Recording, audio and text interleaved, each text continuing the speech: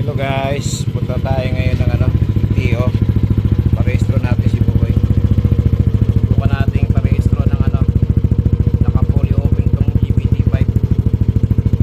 Hindi natin siya pabawasan. May adjustment sa natin yan eh. Version 3 kasi meron ganyan. Try natin kung ma-approve siya. So, yan nga, going na tayo sa LTO Tunasan, Muntinlupa. Medyo maambon na. May watermarks na yung ating camera.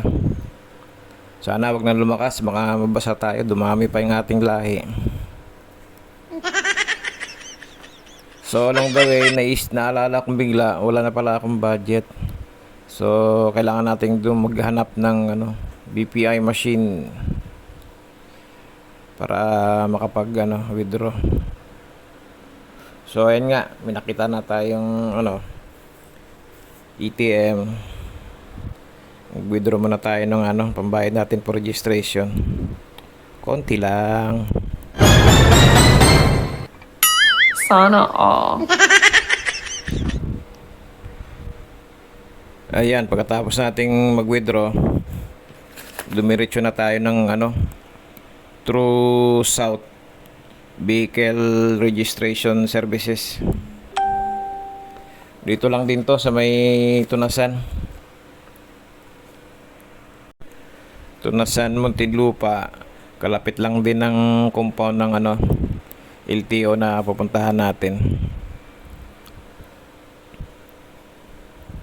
So ayan, nakipag-racing tayo ng konti lang. So, nag-minor na nga tayo. Malapit na tayo sa pupuntahan nating area.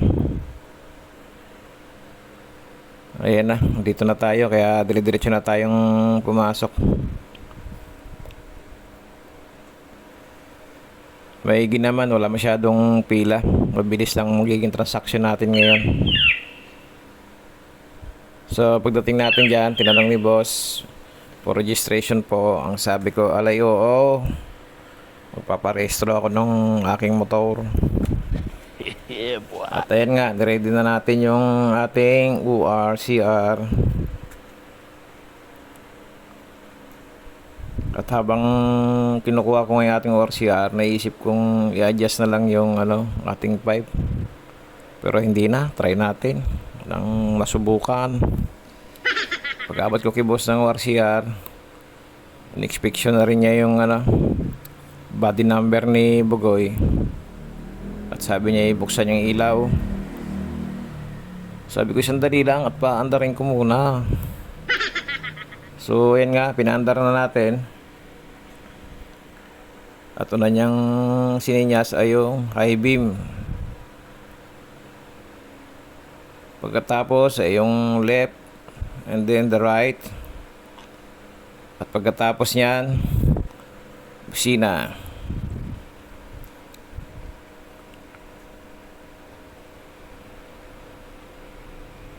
Tinik din niya yung ating brake light. At all goods na, kaya inabutan niya na tayo nung number. Dumiretso na tayo sa pangalawang pila for another inspection.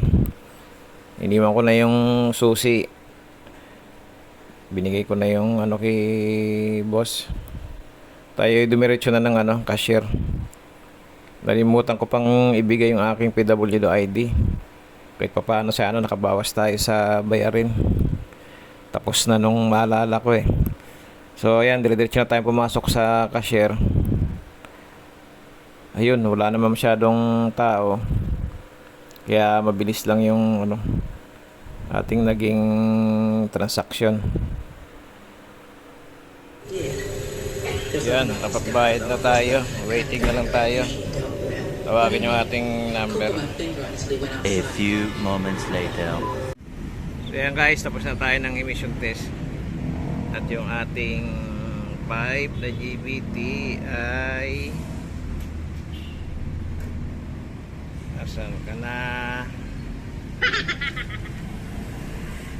Ayan, pasado 89 dB. So level test. Tapos tayo'y pumunta na ng Cebuana Loiler para sa ating insurance. Kukuha tayo ng insurance bago tayo dumiretso ng LTO. Mas kasi ng konti dito, mas makakamura tayo ng konti. So ayan, naaninagan ko na ang Cebuana. Tayo'y liliko na ng pakaliwa.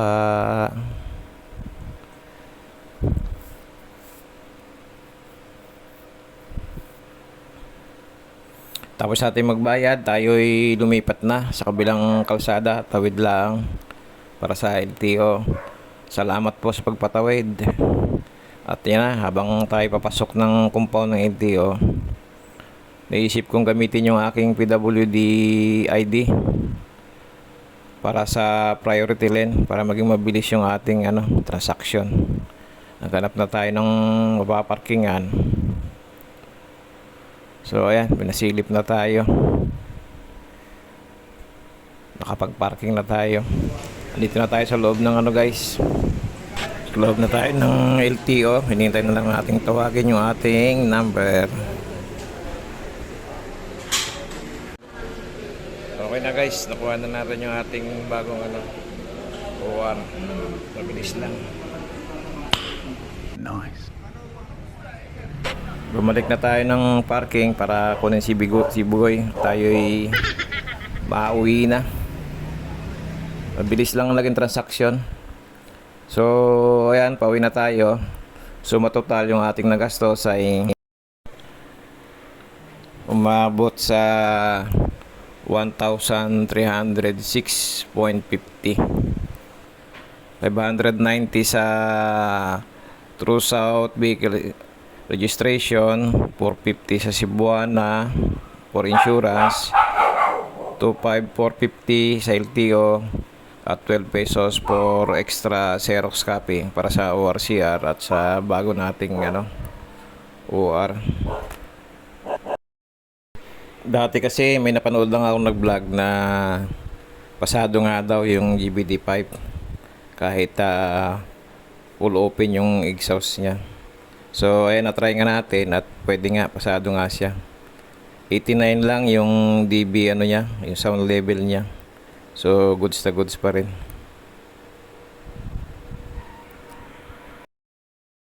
Mabilis lang yung naging transaction natin. Malis tayo ng bahay ng almost 1. Wala pang 3 PM. Pauwi na tayo. Kaya bilis lang. So, yan lang po for today's video. Salamat sa panonood at pasupport na rin ng ating channel. Bye!